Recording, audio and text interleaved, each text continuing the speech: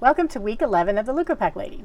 I will spend the next 2 weeks talking about the importance of donor compensation to the success of allogeneic cell therapies. And it may seem overdramatic for me to say this, but I genuinely think donor compensation is a vital part of good donor stewardship, and good donor stewardship is essential to recalling and retaining the best donors, as well as having the best starting material for the manufacture of cell therapies. And I was shocked to learn recently that not all Leukopak collectors compensate their donors.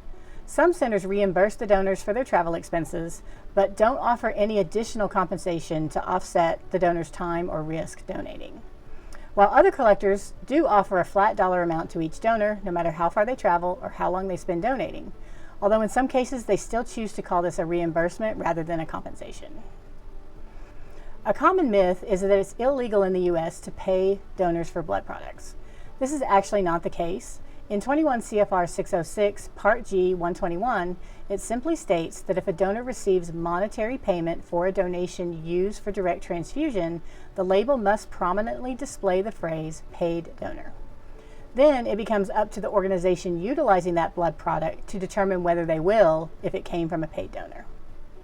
Hospitals typically don't use blood components for transfusion from paid donors, while the manufacturers of plasma-derived medicinal products, or PDMPs, rely almost exclusively on paid donors to be able to manufacture medicines like coagulation factors and immunoglobulin.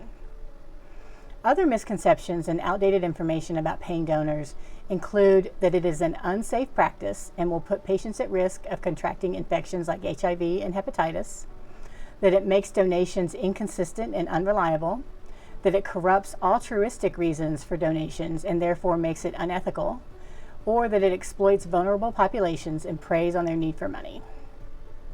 Over the next 5 episodes, I will walk through the reasons why I think paying donors for their cellular material is safe, ensures donor and material availability, shows respect and appreciation for the gift that the donor gives, and is the moral and ethical thing to do when asking a donor to put themselves and their private information at risk.